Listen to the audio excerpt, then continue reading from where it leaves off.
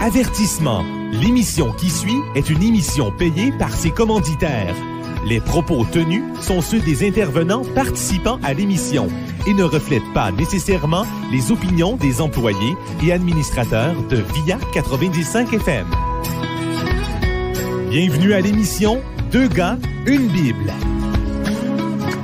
Deux gars, une Bible. C'est deux gars en mission pour faire connaître le vrai message de la Bible. Bonjour et bienvenue à Deux gars, une Bible avec vos animateurs Tony et Joël, tous deux pasteurs à l'Église baptiste évangélique de Trois-Rivières. On est dans notre 4e semaine d'une mini-série qu'on a commencé dans le livre de Matthieu au chapitre 11. On est à la fin de ce chapitre. Alors on est en train de regarder les paroles de Jésus, sa rencontre avec Jean-Baptiste. En fait, pas sa rencontre avec Jean-Baptiste, autant que la rencontre avec ses disciples de Jean-Baptiste qui ont été envoyés. Et on a vu au début du chapitre que Jésus est vraiment celui qui devait venir, qui était annoncé. Et Jean-Baptiste vivait un moment de doute et Jésus vient le rassurer. Jésus vient parler de l'importance de Jean-Baptiste, qui était celui qui était choisi pour être le dernier prophète qui préparait le chemin du Messie. D'où son importance, son unicité de Jean-Baptiste. Et à la fin de tout cela, en voyant comment les gens étaient peu réceptifs, je vais y arriver, inquiétez-vous pas, asseyez-le à la maison avec moi, réceptif. Alors, tout simplement, Jésus va faire un avertissement dans les versets 20 à 24, qu'on a regardé la semaine dernière pour dire, on a une responsabilité avec ce qu'on sait. Le plus que vous savez de choses et que vous savez des informations, le plus qu'on a reçu, le plus qu'on a de responsabilité. Et ça brassait les choses et c'était extrêmement sévère comme avertissement la semaine passée. Et je pense que, Joël, qu'est-ce qu'on fait avec cette responsabilité-là? C'est ce qu'on va voir aujourd'hui, que Jésus nous invite à venir à lui. Et voilà. Et donc, je vous lis tout simplement les versets qui suivent les paroles de condamnation. Alors, rappelez-vous, Jésus ici a parlé du manque de réceptivité, puis a parlé un peu des enfants gâtés puis des enfants réceptifs et que les religieux étaient des enfants gâtés qui voulaient les enfants comme ils voulaient. Et là, il fait les reproches de jugement dans les versets 20 à 25. Et là, on dit tout simplement ici, en ce temps-là, donc à la même époque, Jésus prit la parole et dit ceci. Donc, en rétrospective, en voyant toutes ces choses-là, Jésus fait cette prière d'émerveillement devant Dieu. Je te loue, Père, Seigneur du ciel et de la terre, donc il reconnaît qu'il est créateur, d'avoir caché cela aux sages et aux intelligents, de l'avoir révélé aux petits. Oui, Père. Donc, on voit ici sa prière intime en train de parler au Père céleste, là. C'est ainsi que tu en as disposé dans ta bienveillance. Fait qu'il est vraiment impressionné comment que Dieu a été bon de pas envoyer ça disponible pour juste les plus intelligents, les plus dégelés de la boîte de Pogo, là, puis les plus effilés des crayons de la boîte. Là. Non. C'est pour tout le monde. Ouais. Pour le plus simple des esprits, c'est disponible pour les enfants. Et devant l'injustice de voir les religieux accabler les prophètes de l'Éternel, les religieux être durs envers ceux qui accueillaient Jésus, bien, et il dit comment que c'est beau de voir comment Dieu a fait les choses. Il y a un émerveillement ici, là, du Seigneur. Il est impressionné de son Père. Puis là, il est juste débarque dans une prière de louange et d'admiration. Puis il continue en disant, oui, dans ta bienveillance, tout m'a été remis par mon Père. Donc, il reconnaît vraiment sa soumission à Dieu. Nul ne connaît le Fils si ce n'est le Père. Et nul ne connaît le Père si ce n'est que le Fils. Donc, il est en train de dire, tu peux me connaître parce que tu crois le Père, puis tu peux connaître le Père parce que moi, je connais le Père, puis tu me crois en moi. Mm-hmm. Et donc, il y a une boucle. Tu peux pas avoir le Père sans le Fils. C'est comme indissociable ensemble. Et celui qui connaît le Fils veut bien la révéler. Fait que c'est lui qui révèle les choses aux petits et c'est lui qui révèle le Père. Donc, ce petit paragraphe-là semble un petit peu, au milieu de tout ça, c'est un peu étrange, mais dans le fond, c'est un débordement de Jésus qui est comme émerveillé de son Père en voyant sa justice, sa perfection, l'accessibilité de l'Évangile, et c'est ce qui va le transiter à donner une invitation dans les derniers versets. Oui, et Jésus ici, il est émerveillé, je pense, Joël, un aspect, c'est que le Père veut se révéler à tout le monde. Pas juste aux sages, aux intelligents, aux théologiens, aux gens qui ont de l'expérience, qui sont le moindrement philosophes. Ce qui serait injuste, dans le fond, pour les gens qui sont plus simples, ou pour les jeunes enfants. Non, le message de l'Évangile est pour celui qui veut croire. Donc, c'est pas que parce que tu es intelligent que tu peux pas comprendre. C'est pas ça non plus. Il faut pas aller dans l'autre extrême. Mais c'est une question de cœur. Et on a même vu à d'autres occasions le Seigneur dire, laissez venir à moi les petits-enfants, ayez la foi comme des enfants. Pourquoi? Parce qu'un enfant, ça croit tout simplement. Ça se pose pas les questions que nous, on s'impose, c'est les barrières qu'on s'impose. Donc, Jésus dit, il fait appel ici à la foi. Il cache aux sages, aux intelligents, qui raisonnent, humainement parlant, parce qu'ils veulent pas croire, mais il le révèle aux enfants, aux simples d'esprit, ou à quiconque personne a l'humilité d'ouvrir son cœur, tout simplement, au message. Et ça, c'est merveilleux parce que, humainement parlant, on ferait pas ça. Effectivement, c'est ce qui choque les hommes de connaissance. Le plus qu'on a de connaissance, le plus que la simplicité est choquante. Ouais. Et la simplicité du message de l'Évangile est révoltant et même méprisable à nos yeux. Ben c'est oui. ce que Paul nous dit dans une de ses lettres, justement. Je vous lis donc ce qui déborde de ça. Mais là, maintenant, voyez comment ces chiens, ces méchants envers les pauvres brebis d'Israël qui sont écrasés par la religiosité. Ben là, il fait l'invitation. Venez à moi, vous tous qui êtes peinés sous le poids du fardeau.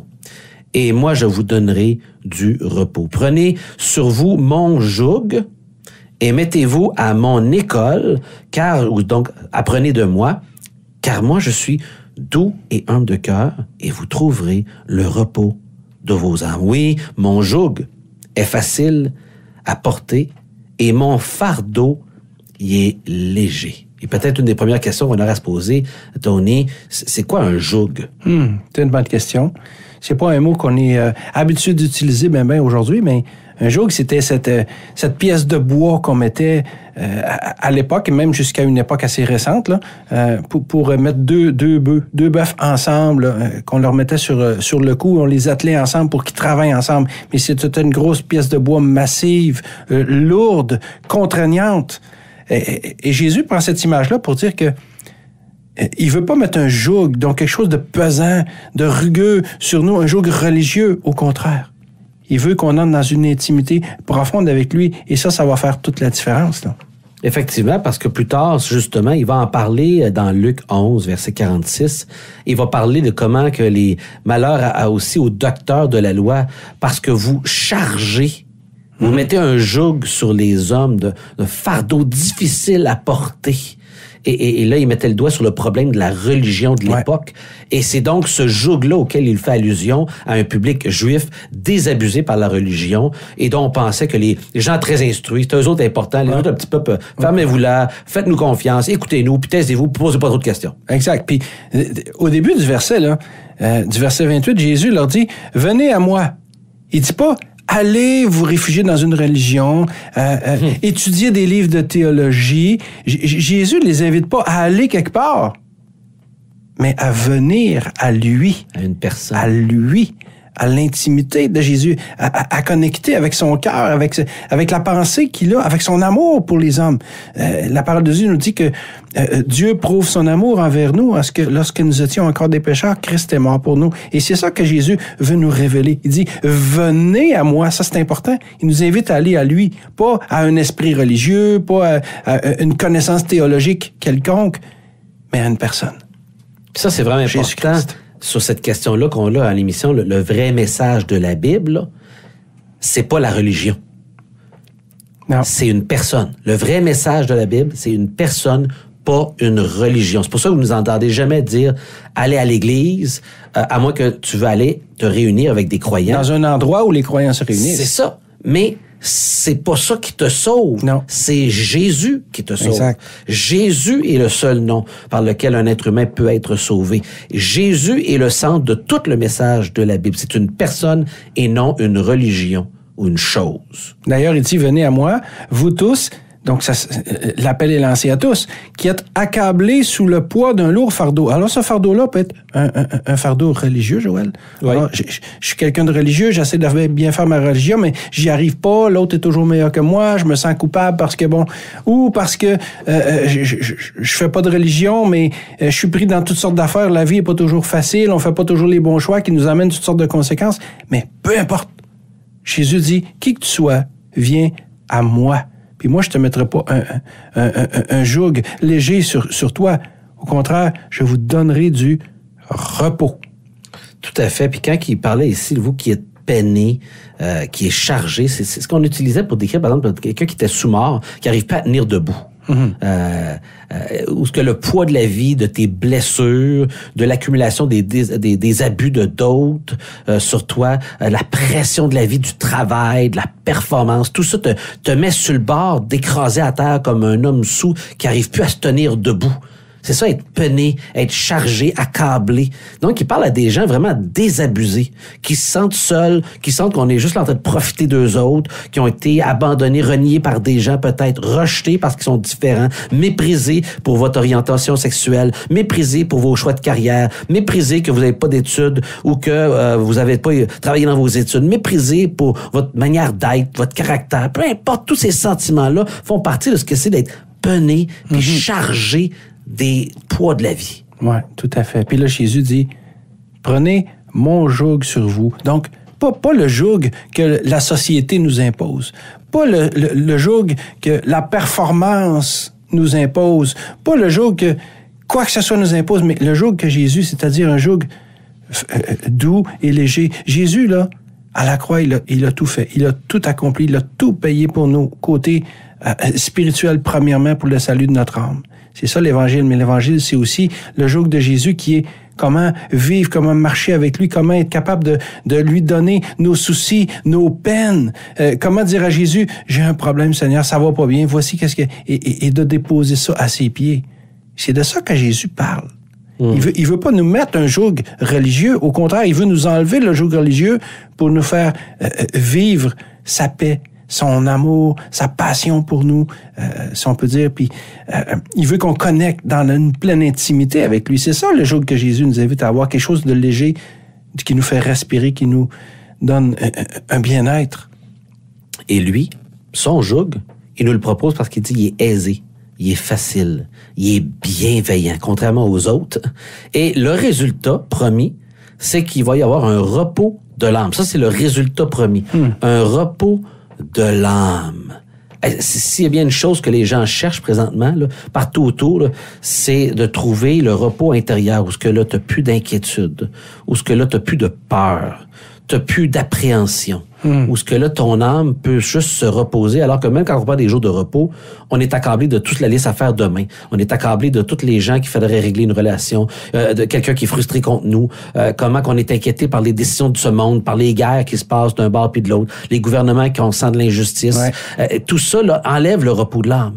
Mais lui, si on prend son joug qui est facile, qui est pas pesant, qui est pas accablant, puis qui est bienveillant, ça nous procure un repos de l'âme. Dans le fond, l'équation mathématique que Jésus est en train de dire, là, c'est que le cœur de Jésus, comment lui il est, le fardeau léger que lui offre, plus aussi son enseignement, parce qu'il dit, venez à mon école, apprenez de moi, son enseignement léger, tout ça égale repos de l'âme. Donc, Jésus veut faire un échange avec vous. Et lui donner tout ce que vous avez qui vous accable, qui vous écrase. Et en retour, lui va vous donner son joug et vous enrôler dans son académie. Parce que c'est un processus. Apprenez de moi. Entrez dans un processus d'apprentissage avec moi. Parce que moi, mon apprentissage, elle est bonne pour toi. Elle t'écrase pas. Et je vais avancer avec toi. Il y a déjà quelqu'un qui m'a dit, écoute, j'ai pas besoin de ta religion. J'ai déjà la mienne. J'en ai assez d'une. Mais là-dessus, je dirais, oui, t'as tout à fait raison. T'as pas besoin d'une autre religion. Et d'ailleurs, c'est pas ce que Jésus propose d'une religion. S'il y a de quoi, laisse faire ta religion. Mets-la de côté. Viens à Jésus parce que, comme tu viens de le dire dans l'équation mathématique, eh ben, on pourrait résumer en disant, Jésus plus rien égale tout. Alors, on n'a pas besoin d'une religion pour avoir le salut assuré de notre âme, ni avoir la paix pour l'éternité. Ce qu'on a besoin, c'est Jésus. Parce que c'est en lui qu'est le repos, c'est en lui qu'on trouve la paix. C'est lui qui nous donne, à cause de sa vraie nature, un joug doux et léger. Et sa vraie nature, ben, il la décrit par cette phrase. Je suis doux et humble de cœur. L'idée d'être doux, c'est d'être débonnaire. Il parle d'une attitude très humble, d'être pauvre, mais c'est pas l'idée d'être pauvre de monnaie avant tout, mais c'est cette douceur. Et il parle d'humilité, alors que souvent l'humilité est vue comme de la faiblesse. Mais il est en train de dire qu'il y a de la modestie. Il est bas de condition. Il est sans orgueil. Ouais. Et c'est intéressant parce que dans les Proverbes, on lit « Dieu résiste aux orgueilleux, mais il fait grâce aux humbles. » Lui, il est doux et humble de cœur. C'est-à-dire qu'il est tout le contraire de ce que tu as vécu comme leadership dans ta vie jusqu'à présent. quelqu'un peut-être qui voulait profiter de toi, qui voulait te dire quoi faire, comment te comporter. Lui, dans sa nature profonde, il est doux et humble de cœur, et c'est pour ça que c'est pas écrasant. Et c'est pour ça que l'invitation de Jésus est tellement différente de toute invitation que vous avez reçue dans votre vie, parce que l'invitation de Jésus est pour ceux et celles qui souffrent au-dedans, pour venir à quelqu'un, entrer en relation avec lui, et de pouvoir être libéré de tout cet accablement de la vie. Ouais, et peut-être que toi, peut-être que tu nous écoutes, un auditeur, et que justement, t'es lourd, t'es chargé, tu sais pas quoi faire. T'as rien à perdre. Viens à Jésus, t'as tout à gagner. Si tu souffres en dedans, viens à Jésus. Jésus a ce qu'il faut pour toi. C'est tout le temps que nous avions. Et sur ces paroles de Tony, je vous invite à lire votre Bible, à nous contacter si vous avez des questions, à écouter les émissions précédentes si vous avez manqué le début du chapitre, les 3 dernières émissions, vous pouvez les trouver facilement sur le site de l'Église. Si jamais vous n'avez pas un lieu pour vous rassembler avec d'autres croyants, vous êtes en train de chercher, n'hésitez pas, vous pouvez venir assister à notre célébration du dimanche matin. C'est ouvert à tous, c'est public, à 9h30. Sentez-vous à l'aise. Vous pouvez aussi l'écouter même tout simplement en ligne, si vous êtes un peu hésitant de venir dimanche qui vient. Il y aura une célébration comme à chaque semaine pour annoncer le vrai message de la Bible, célébrer le nom de Jésus et s'encourager à suivre Jésus. C'est ce qu'on fait le dimanche matin. Sur ces paroles, bien, je vous souhaite une bonne semaine. À la semaine prochaine.